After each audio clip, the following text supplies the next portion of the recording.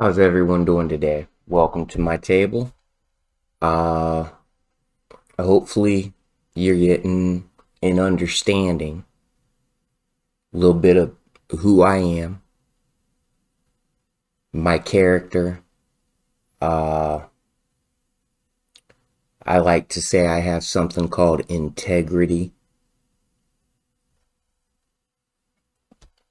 So I made a couple videos definitely talking about the police forces within our society. Gave you a little heads up. I literally worked in corrections. Not because it was the only job I could do. Not because it paid me a decent wage at the time. But for the most part, so that way I could go in there and see if some of the stories folks told me or you see on TV are true. So I did my time. Went through the training. Funny. So what most of our training was is instructors telling us about different stories, different situations, how to engage in them. They left the book reading up to us. Like when we were done with our courses, there was a couple certain sections that I definitely did go back to my room and read. One of the sections definitely is how to de-escalate situations.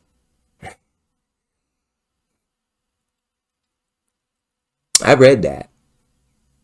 Most everything any of the instructors telling us didn't like show de-escalation skills. Another thing that I found rather amazing, because down there their rules are different, but they at the time were considered the second best corrections facility state in our nation. So I took my training seriously. But every day, first thing in the morning, what every instructor would come in and say, what's the number one thing you're not going to do in the institution? And after the first day, because I was listening to why, I answered that question. But I was the only one. Every day. For like 3 weeks, I think, overall. Mine were broken up into 3 different weeks. So, the answer to that question was you're not going to have sexual relationships with the inmates. The reason why is, statistically speaking, 25% of what I took is, and I looked around at every person that I was in training with. But 25% of those people will be incarcerated within the system because they had sexual relationships with the inmates. I was like, what? So I look around, I judge everybody, but I give everybody a fair opportunity. I judge everybody based off of the character of their conduct. I apologize if you never really hear those words spoken in that way. But, so whatever. I'm judging folks around me based off of statistics. Another thing that I was able to find out is the state of South Carolina, for all of their corrections, somehow through the federal government, the money trickled down to where they had, what exactly was it? They got like $150 million every year, $125 million that year to do corrections stuff, like to maintain these criminals, right? But then they would automatically take out 1/5, which is 200 or $25 million, and put it in its separate bank account. And that is because of all the lawsuits. That's to pay off all the lawsuits that the inmates end up winning because the system just doesn't function the best way all the time, I guess. Kind of like in the other video about Richland County, just a sheriff's department having to issue out $4 million to one inmate. The numbers actually kind of make sense, although except for the dysfunction. It's terrible. So I know that was the thing back when I was working in corrections down in South Carolina. Two major things.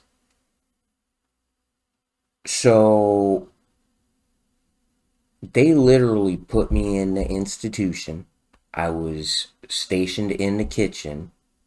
Like I said, my training was broken up into 3 different weeks.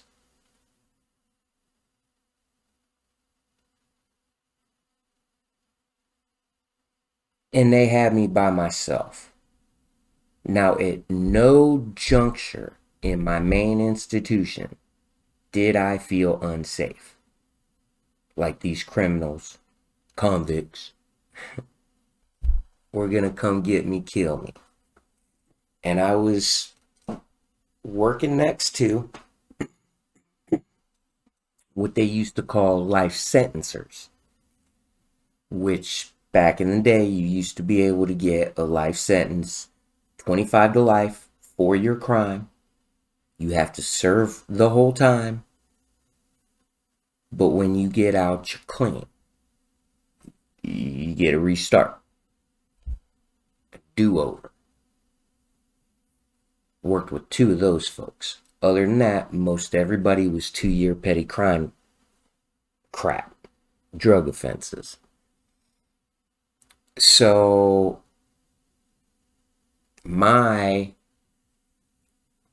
can make a difference moment in South Carolina working corrections was I treated those people with some sort of dignity and respect, and they treated me accordingly. So there was a real thing. It's down south. Majority of everybody was black, but there was still all sorts of other folks. They only got chicken, like real chicken, twice a year. Now, when they did get it, it was the whole chicken half. So you got the breast and the legs. But it was only twice a year. I learned a lot of stuff. And I'm like, no way. I never really thought about that. Everything we cook up is turkey, ground turkey. And back at the time, I'm pretty convinced ground turkey was more expensive than chicken. So I'm like blown away at that. Like, they only eat chicken twice a year. So I started asking questions. So I work directly with what they call the director over the food department. And I asked him, I'm like, why you guys only give these people chicken twice a year? And he simply said, because the cooks can't make sure that all the inmates get a piece of chicken. Like the last people at the tail end of the line, some of the workers, actually. On chicken day, don't get a piece. And we hand them a bag lunch. And say, sorry. So I'm like, okay. And by then, I already knew who the main guy that comes up with the ways that everybody works together and slips food out the back door, because there's only 2 ways. Well, there's technically 3 ways that you can eat food when you're a criminal. You got the canteen, you got the kitchen, and if you work outside on a yard crew and your CO, I guess, is really cool, because I'm not willing to lose my job letting those boys eat McDonald's and Wendy's. When you're out, you see them picking up the trash, side of the roads and stuff.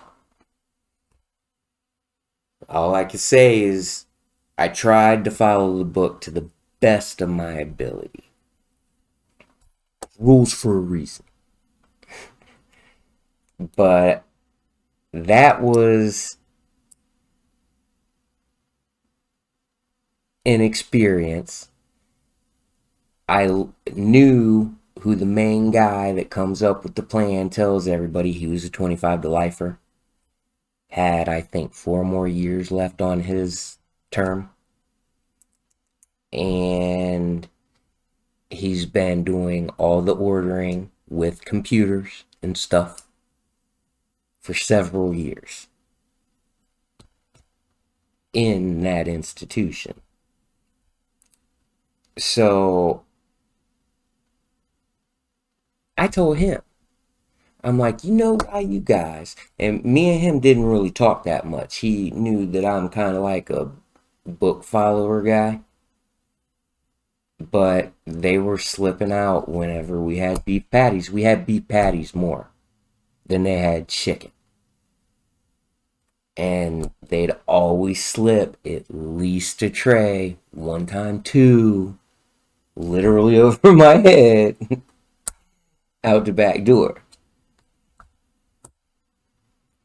He was a part of that, but we didn't really talk that much. He always got offended when I was kind of checking up on him when he was still working on my days by the time I got there. So I sat him down in his office,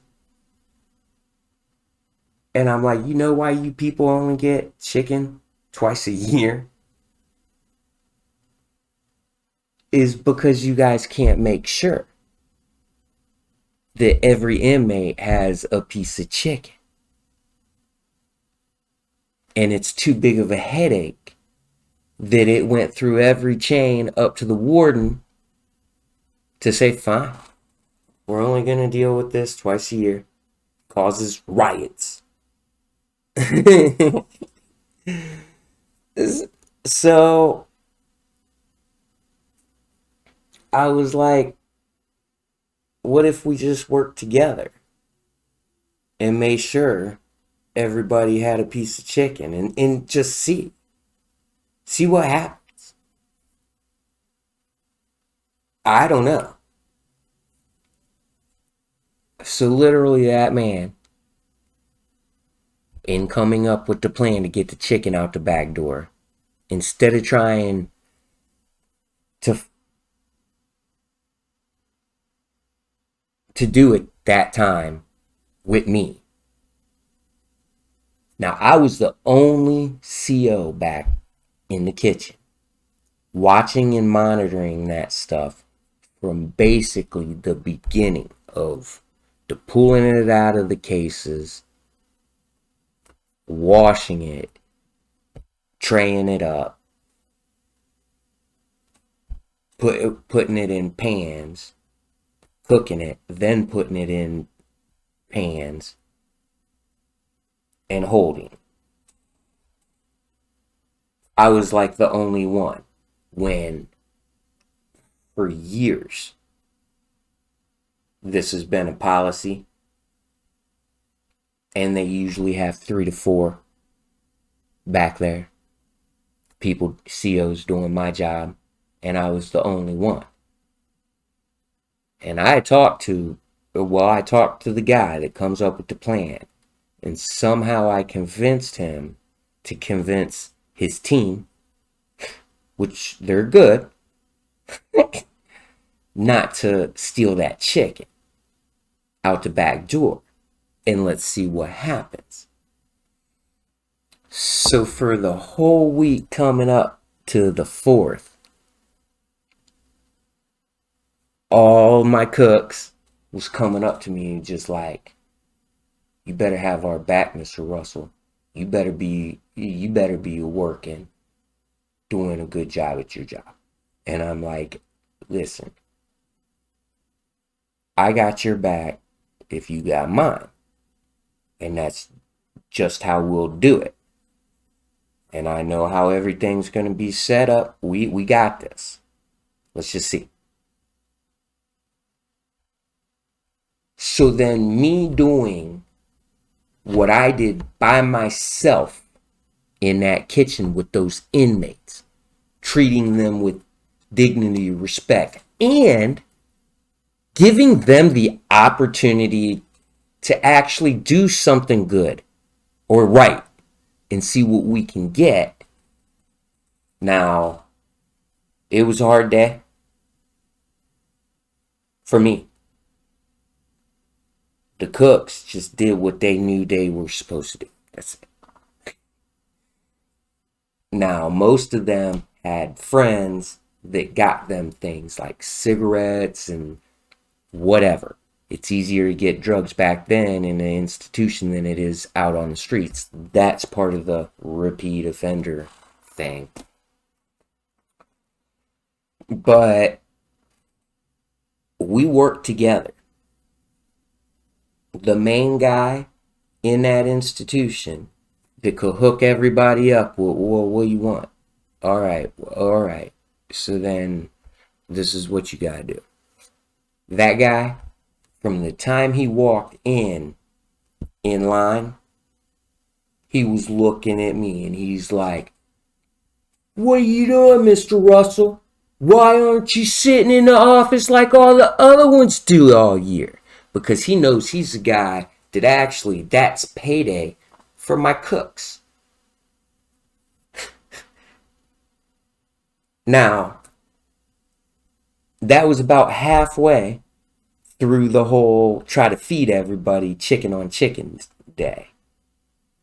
I let that man come up, even order the food he wanted on his tray, but every tray went through my hand. And I let that man talk shit while I stood there doing my job. The whole way up. The other COs that were running the cafeteria, They watched the whole thing. This man talking just trash.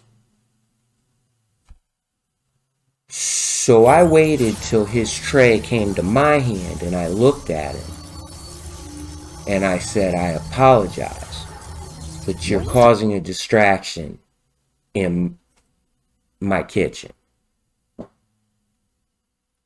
You need to come back for a bag lunch after we're done serving. And I put his tray back. And that dude, he literally flipped. I apologized to the other two CEOs. They had to come address the situation. I hit my button because they gave me like a button thing that I can hit.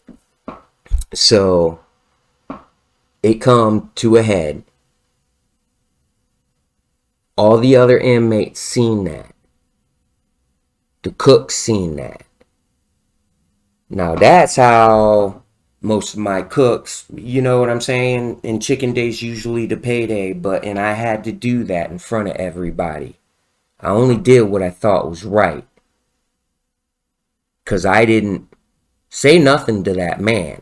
And it took about 15 minutes for him to get to the line to that point.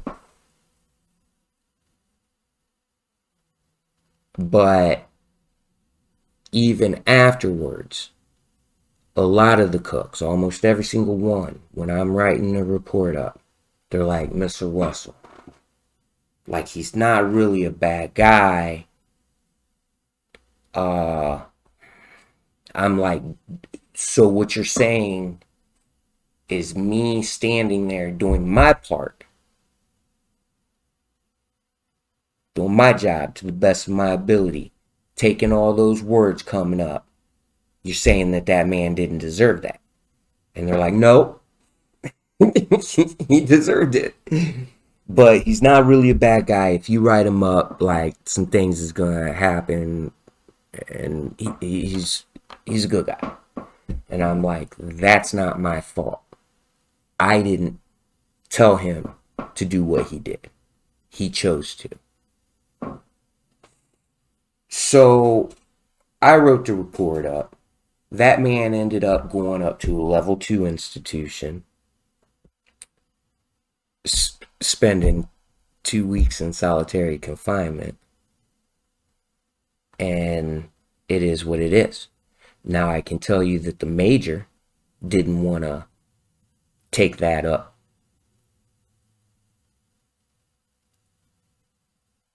But he had to. So then that occurred. Chicken Day. I went into work the next day, and my director was sitting in the office waiting for me. And the office has windows on 4 sides of it, or 3 sides, 2 sides of it. And he sees me walking through the cafeteria, and he just got the biggest grin on his face. He's like, how'd yesterday go, Mr. Russell? I was like, I'm pretty positive it went good. We literally had the 40 extra pieces of chicken that we started with. It's 2 pans. There's 20 pieces in each pan.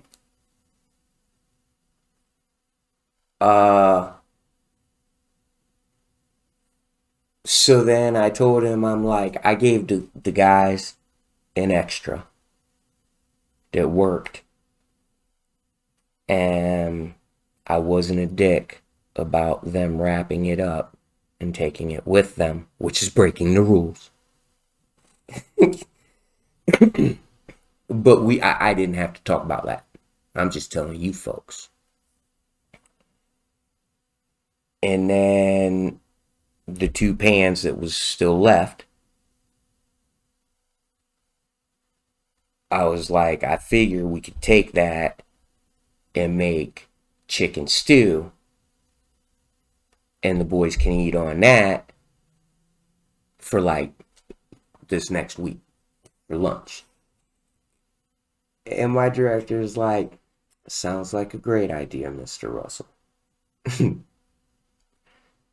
So then, not but a week later, the new monthly schedule comes out, and guess what? There was motherfucking chicken day again. So that was July 4th, August. Menu come out with chicken on it. And I looked at all those fellas and I said, if it wasn't for you, us like working together, that shit wouldn't have happened. So you can convince criminals to do what's right for the system, and people can make out from it. Now, I could tell you, this is 26 minutes. I apologize. But this is real stories. These are real situations that I put myself in through my lifetime. And I believe that they definitely matter. So, the best cook in my kitchen, I say, his name was Ben Massey. He was about 6'1", 6'2". And if you ever played Mike Tyson's Punch-Out, you'll know of Bald Bull. Big old kind of white guy looking with a big forehead where you see his skull definitions real good. They just pop out, kind of like a chocolate lab. And he looked exactly like that. He even had the little skinny boxer legs. But this dude was fit. He showed me on his arms where he picked somebody up. He's like, whoa, grabbed somebody. And they took shanks and stabbed him in his arms. So he was the other 25 to lifer I worked with. But he learned the kitchen, liked the kitchen, went from level 4, level 2, level 4, level 3, level 2, down to my level 1 institution. And he did this within 10 years. Because he still had like 15 years left. No, he did that within 15 years. He still had 10 years left. He made peace with what he did. He regretted what he did. But he was institutionalized.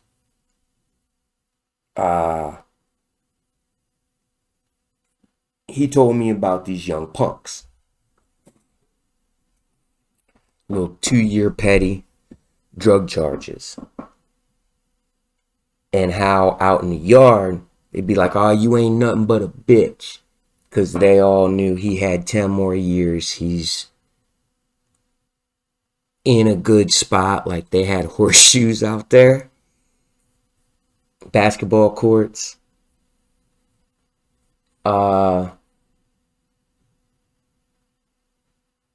So they were just pushing him. And he come back.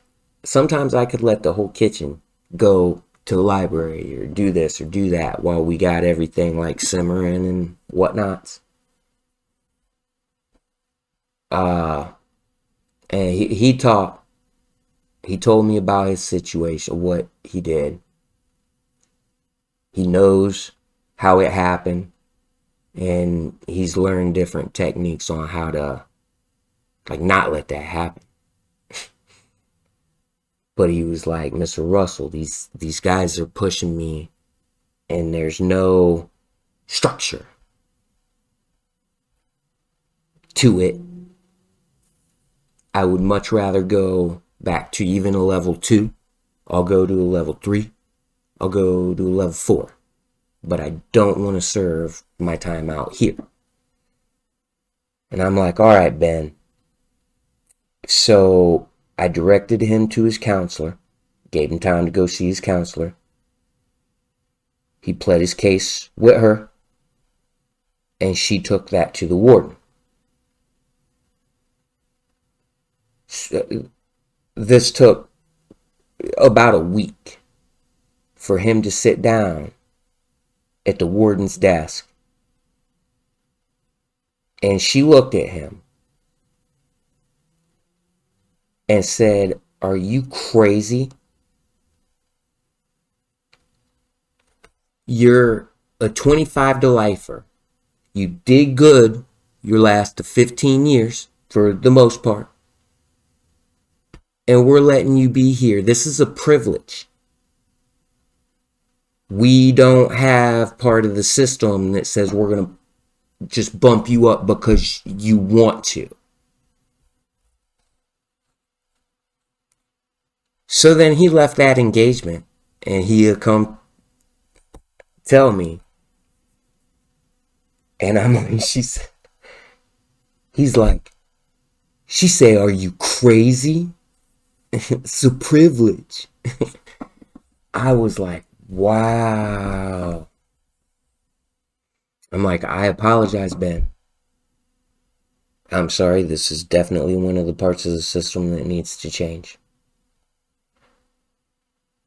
And, he still did a good job for me in the kitchen for about a week. And one day I come in after my day off and I say, "Where's Ben?" And they tell me that Ben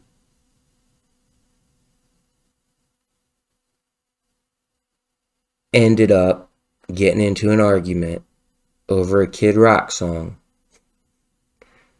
with his roommate or dorm mate.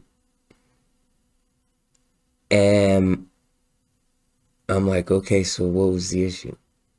The dude's like, it'd be a black dude telling me. And he's like, well, one of them says something like Kid Rock sings rock and roll. And then one of them say, oh, he sings country. So they argued over it to the point to where Ben turned red like he knows he can do. He ends up picking up one of those metal frame chairs, beating his roommate with it. To the point to where other COs tell me that one side of his jaw was hanging off the side of his face. And then this muscle, I can only erect and get hit in the face, and that happens, so your next reaction's like this, and the chair cutting through his muscle and it hanging from his elbow. Literally Ben crippled this man for the rest of his life. I didn't necessarily know the man beforehand, but hey, he got some of that $25 million that year that the state sets aside for when they lose the lawsuits. The way it played out was the CO in the dorms heard the ruckus, went to the dorm, seen what's occurring, goes to radio it in, didn't have his radio. It was sitting on his desk. So he had to waddle his ass back to the desk. And then call in for help. But that's how the best cook in my kitchen ended up inevitably getting what he wanted. Now, this man did not get anything else added onto his sentence. He did go to like a level 3, if I'm not mistaken. He was in solitary confinement for a month, but he can handle that. It's not someplace he hasn't been before. So that's what it took for this man to get to a position that he wanted. Literally crippling another man. And the way it played out was it was all the state's fault for the whole thing, the way it was managed. I did not stay in the institution very much longer.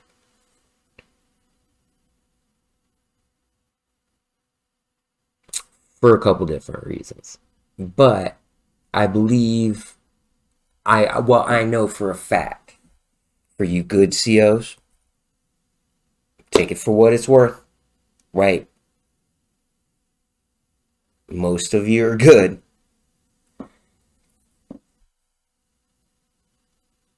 You have to fix these problems from within.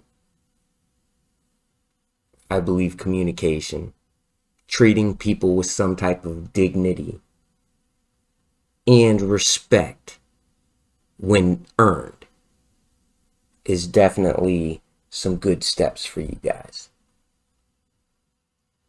So I hope you got something from this. This little bit about my experience working within corrections. And good luck to all. To each their own. Y'all have a great day.